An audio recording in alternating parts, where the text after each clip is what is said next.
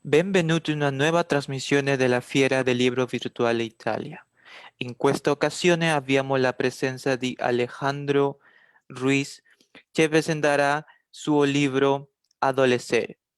Grazie Alejandro per essere con noi. Avanti.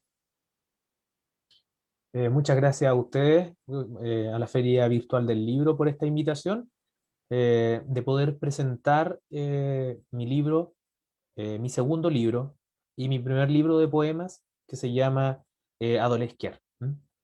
Bueno, el nombre Adolesquer proviene del latín, que significa, bueno, se puede leer de dos maneras, adolescere, ¿cierto? Y adolesquere, dependiendo si se lee en latín clásico o en latín vulgar, porque es una palabra que proviene de ese idioma. Bueno, se llama Adolesquer porque es un relato, un texto que escribí en mi adolescencia. Gran parte de los textos fueron escritos o el inicio de este texto fue realizado en esa etapa. Pero más que eso, tomé el término Adolesquer debido al significado que tiene la palabra, que implica un crecimiento personal, ¿m? Que implica el pasar de un estado podríamos decir, primario, ¿cierto?, a un estado de crecimiento, ¿m? Estar como en constante crecimiento. Bueno, este texto cuenta, está atrás la pancarta, ¿cierto? Ahí lo muestro. Este texto cuenta con un prólogo de Juan Pablo Cifuentes Palma, ¿ya? Que lo redactó en Coihueco. Eh, el que está participando también en esta feria del libro, creo que con dos libros. Le envío un saludo fraterno a él, ¿ya? Y a todos mis lectores también. Bueno, el texto está dividido en cuatro partes, ¿ya? La primera parte lleva el nombre del libro, que es Adolesquer, ¿ya? Y que fue publicado el 2019, antes de la pandemia. En el primer apartado nos habla sobre lo que nos tocó vivir a muchos en nuestra adolescencia, el paso de, de ser adolescentes, ¿cierto?, a transformarnos en los adultos del mañana, los adultos del nuevo siglo, del 2000, ¿cierto?, del nuevo milenio. ¿M? Estos textos comenzaron a ser escritos a fines de los 90, ¿ya? Año 96, 98. Y inicia este apartado con un poema que se llama Flecha, el cual tiene, eh, es antecedido, ¿cierto?, por algunos versos de Friedrich Nietzsche, del cual fui influenciado, ¿cierto?, en esa etapa de mi vida, ¿ya? Dice, lo más importante del hombre es que es un puente y no una meta. Lo que debemos amar en el hombre es que consiste en un tránsito y un ocaso. ¿Mm? Es así como inicia, ¿cierto?, este poemario y con el poema titulado Flecha, que quiero leerles. Veloz, impulsada por el espíritu, desprendida del vacío, encendida por la energía disgregada. Es flecha, nacido bajo el eco furibundo del alma, divide en partículas el sentimiento. Es flecha, nacida en el grito que quiebra lo material, como cenizas besadas por el viento. Es flecha, que araña la imagen y desprende del bosque su signo invisible y fugaz.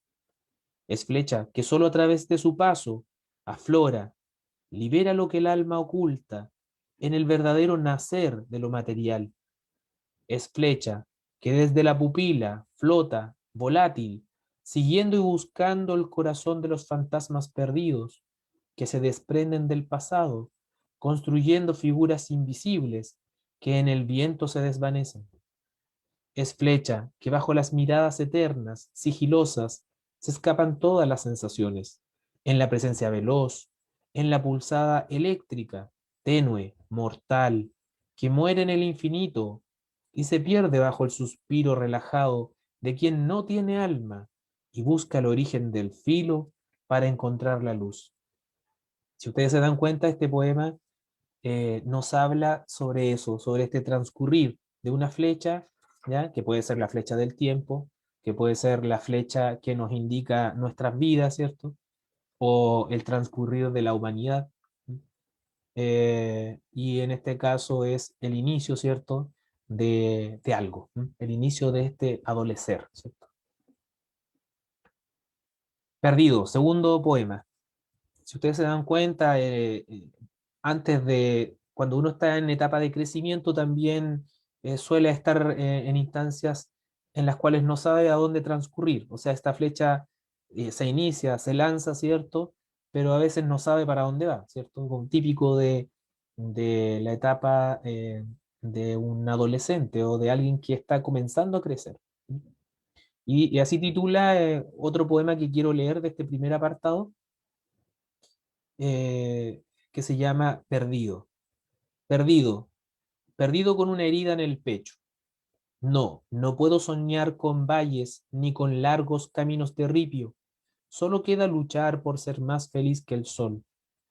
Perdido entre caminos, serpientes de asfalto, curvas de divinidades de cristal que me convocan a ser más triste que la niebla.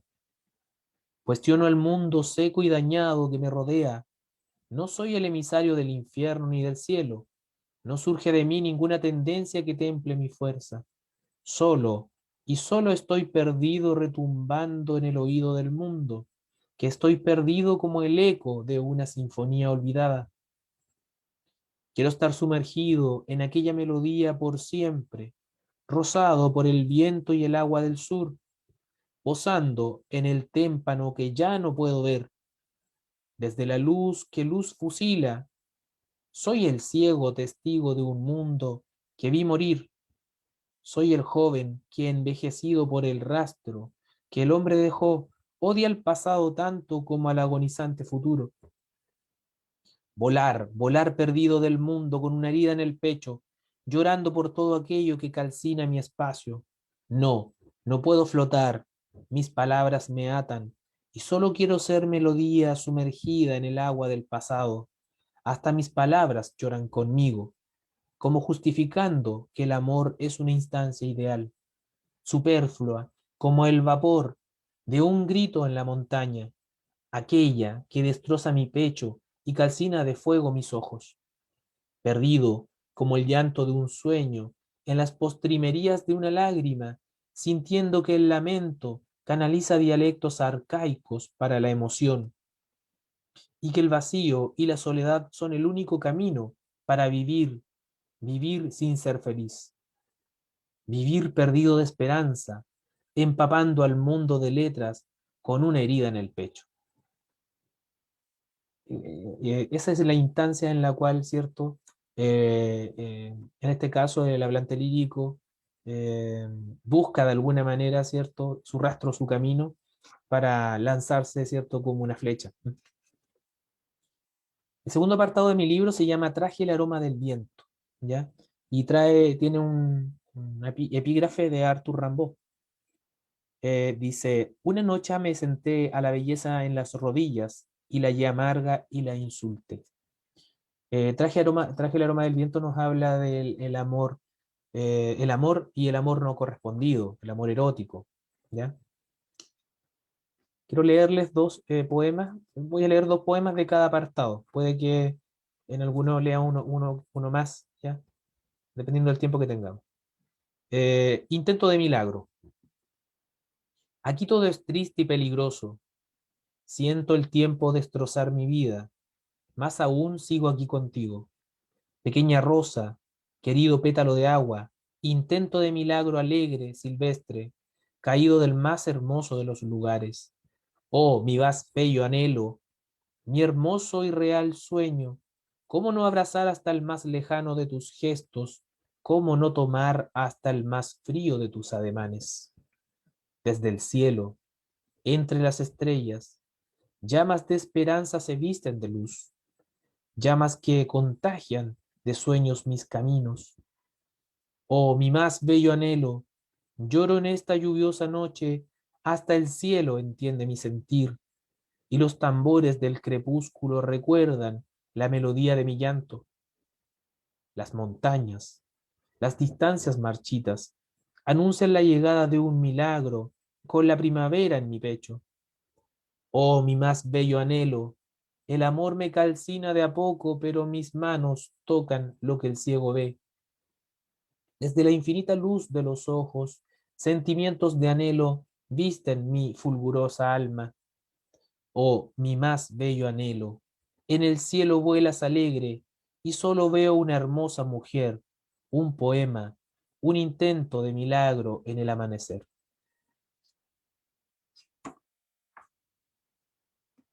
Y otro segundo poema, ¿cierto?, de este apartado de poesía romántica, que se llama Traje el olor del viento, dice así: Susúrrame de noche a rebol de primavera, susúrrame de noche a rebol de primavera, mis llamas recorren los caminos que el tiempo ha hecho en mis máscaras. Susúrrame de noche a rebol de primavera, que el reflejo de una lágrima quiebre mi alma, dialogadora de plantas, cascadas en mi pecho. Susúrrame de noche a rebol de primavera, aquí en el lugar de siempre, infinito, donde caen a pedazos mis vertientes y mi palabra se derrite con mi carne. Susúrrame de noche a rebol de primavera, a cada momento miro el infinito, y es Dios quien me regala una paloma para posarla en la cima de la esperanza. Entonces, en este transcurrir de este crecimiento personal, el hablante lírico obviamente se encuentra con el amor. ¿M? El amor en sus distintas etapas, en su etapa trágica, en su etapa no correspondida, como decíamos, y en su etapa erótica. Al terminar este transcurrir, ¿cierto?, por esta etapa romántica, pasamos al tercer apartado, que nos habla de leyendas y otras monstruosidades. ¿M? Este sujeto, este hablante lírico, eh, en su camino recorre, ¿cierto? En este sería mi caso, recorre, ¿cierto? Lugares rurales. ¿M? Y en esos lugares rurales se encuentra con leyendas, con historias, eh, que sobrepasan a veces el concepto de lo correcto, ¿ya? Y que también se da cuenta que se están disgregando y se están perdiendo con el hecho de que está llegando la tecnología a estos lugares rurales. ¿M? Entonces, la oralidad de alguna manera está quedando en el camino, se está perdiendo. ¿M? Y es la tecnología de alguna manera la que está llegando a esos lugares, haciendo más cómoda la vida, ¿cierto? Pero se está perdiendo la palabra, se está perdiendo la palabra oral, esa que el anciano narraba y contaba a sus nietos, ¿cierto? Entonces, en el fogón campesino. Bueno, leyenda y otras monstruosidades se llama este apartado, este pliegue, este nuevo pliegue del libro. Y tiene un epígrafe de Ernesto Sábato que dice: si cambia la mentalidad del hombre, el peligro que vivimos es paradójicamente una esperanza. Podremos recuperar esta casa que nos fue míticamente entregada. Y hay dos poemas que están basados en dos eh, mitos, o sea, dos leyendas, perdón, dos leyendas propias del sector rural de Florida, de aquí de la octava región, de la región del Biobío en Chile. Es el lugar donde yo vivo, y el lugar donde estuve trabajando 9 años. El Cristo de Florida se llama. El Cristo de Florida es un mito, perdón, una leyenda del camino hacia Florida que reúne, o sea, que conecta Concepción, una ciudad eh, casi tan grande como la capital, ¿no?, de Chile, y una ciudad pequeña, un pueblo pequeño que está a 50 kilómetros, 48 kilómetros. ¿M?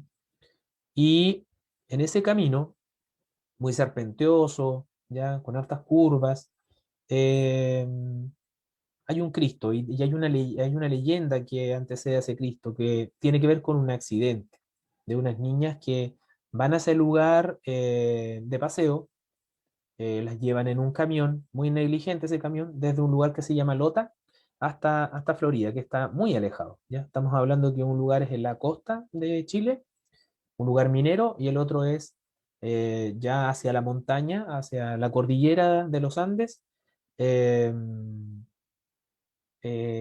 y es un lugar que es campestre, ¿m? Rural. En ese transcurso, el chofer iba bebido y caen en un barranco.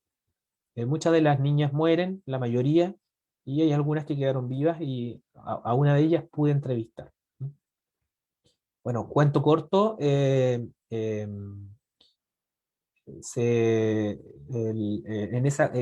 caen en una curva y después con el tiempo, no sé, pues a los días que sucede eso, la gente que pasa por ahí en sus autos y cosas empieza a encontrar que niñas eh, se atraviesan por la carretera y empiezan a provocar accidentes. Niñas que no existen, especie de fantasmas. Eso es por lo menos lo que el relato que ellos mencionan, que andaban, como se dice acá en Chile, penando, ya andaban penando los fantasmas de las niñas. Entonces se realizó una misa muy simbólica y la gente de Lota talló un Cristo de madera grande y lo instaló ahí, ¿ya? Que actualmente no está porque como es hace tiempo que sucedió eso, el Cristo de madera se fue destruyendo. Ahora ya hay un Cristo, pero es el tercer Cristo y creo que es de bronce, mucho más pequeño que el original. Bueno, una vez que se instaló el Cristo, dejaron de aparecer estas niñas que se cruzaban por la carretera. Entonces, de ahí, de esa leyenda, surge el poema que quiero leerle ahora. ¿M? Se llama Cristo de Florida. Brotas bajo el incendio del lamento de la muerte. Tus raíces cobijan y se alimentan de los cadáveres de ánimas del pasado.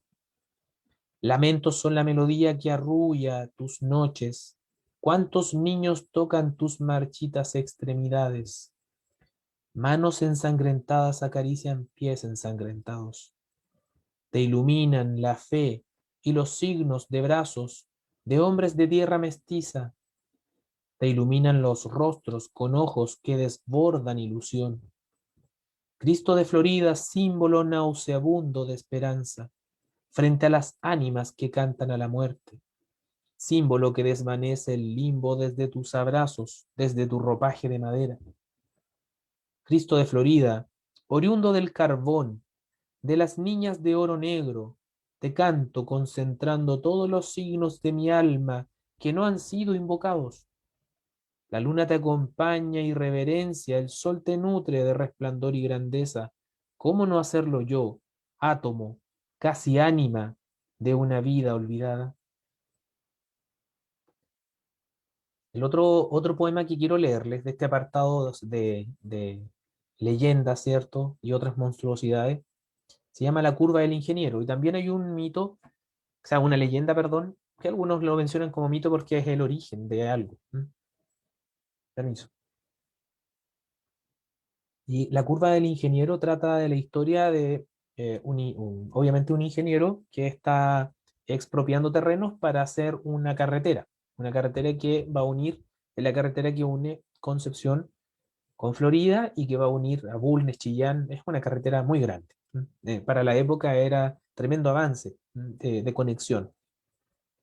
¿Y qué sucede? Que el ingeniero tiene que expropiar un terreno en particular donde vivía una campesina, de la cual estaba enamorado él, de la cual él se enamora después.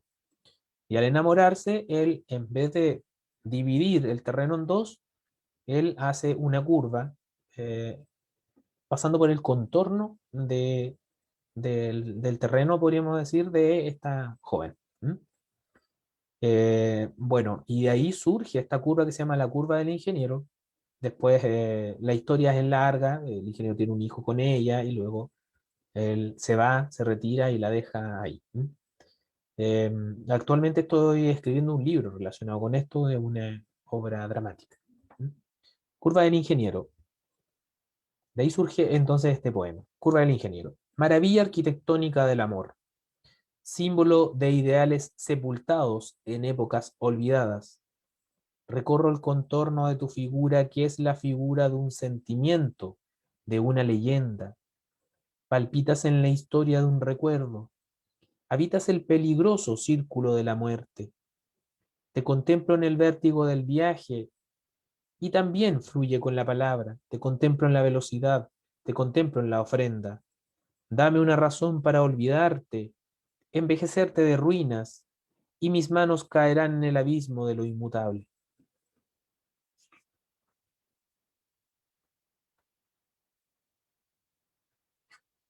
Bueno, Pasamos al siguiente apartado, que se llama Los Rojas. Y Los Rojas es un sector de acá, de la octava región, de la región del Biobío, de Chile, el cual está muy contaminado. A mí en mi labor pedagógica me tocó ir hacia allá y darme cuenta de las zonas de sacrificio que existen y cómo hay personas que están viviendo en muy malas condiciones y cómo, a pesar de que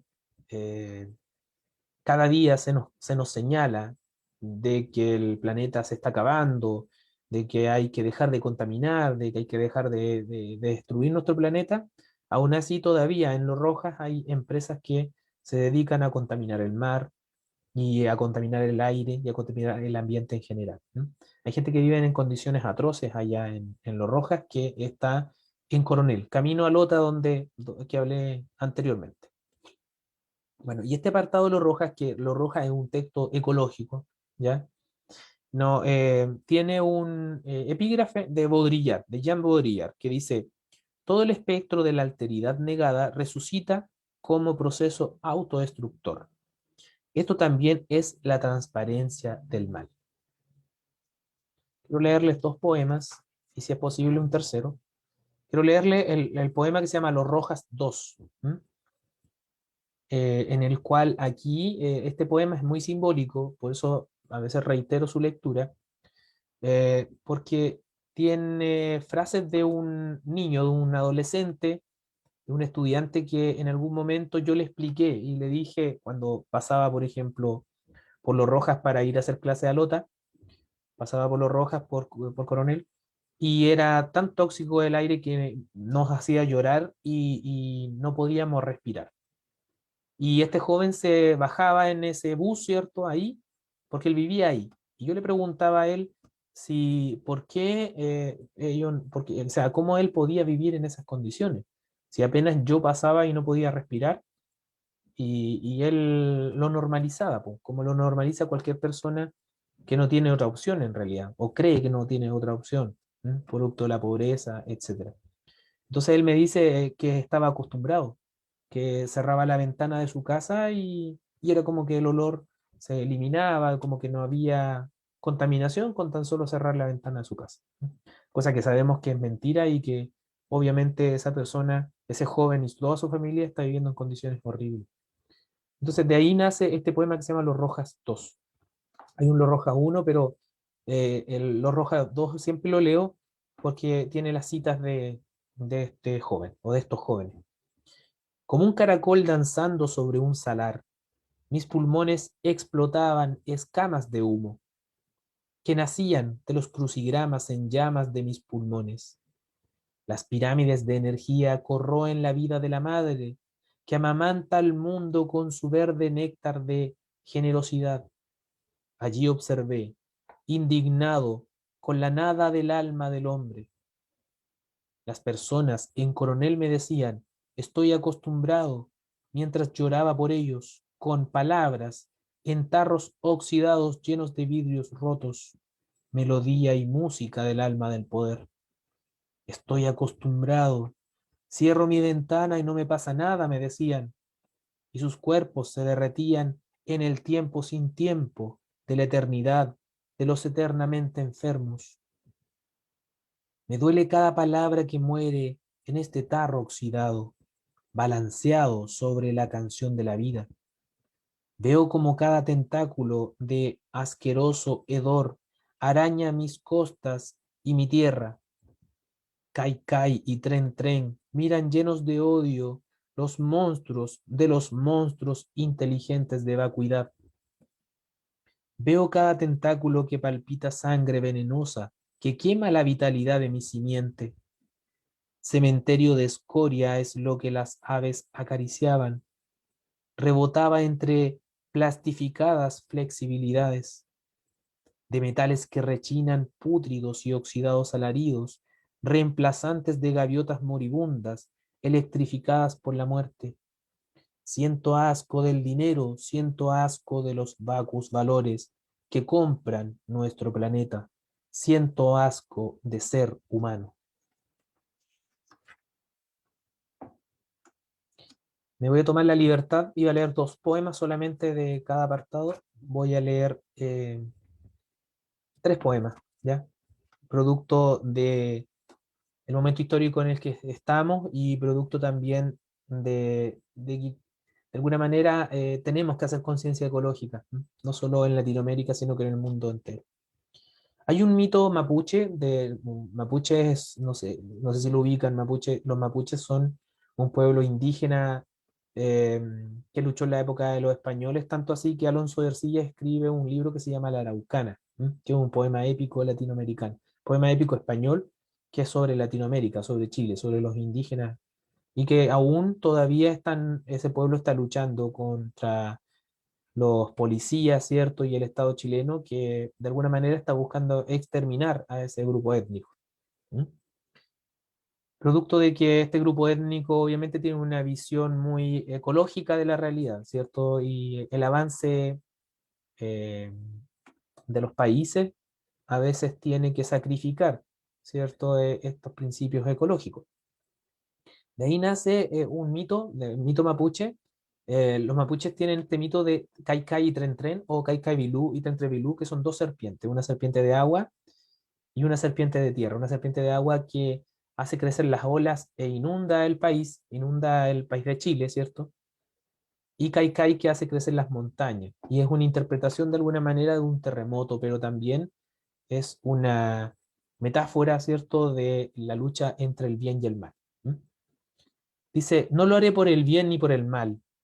No lo haré, no lo haré por el bien ni por el mal, dijo Tren a Kai Kai. Les enviaré sus fluidos para que penetren los ojos de su conciencia. Cuídalos si quieres, protege su eterno desatino.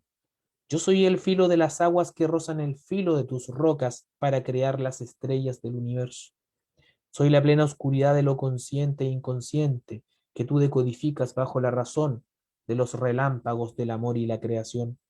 Protege al hombre Tren con sus monstruos de metal, de ennegrecida sangre. Retorceré hasta sus cerebros. La conciencia del dolor hará palpitar sus corazones de mundos intangibles. Haré tragar su hedor con el canto de mil sirenas, y verás la belleza de la crueldad limpiando las costas de la generosidad, la verdad de lo totalmente olvidado y destruido, y mis gigantes del mar sepultarán en su misma basura la basura inconsciente de la especie humana. No lo haré por nuestra primigenia y legendaria disputa, no lo haré ni por el bien ni por el mal, lo haré por amor a lo que soy, a lo que defiendo y por amor a Pachamama. Por un tema de tiempo lo vamos a dejar hasta aquí y esa sería la presentación de mi libro que se llama Dolesquer y espero que les haya gustado, ¿cierto?, la presentación y les haya gustado los poemas que leí. ¿M? Que están hechos con harto afecto y con conciencia, ¿sí?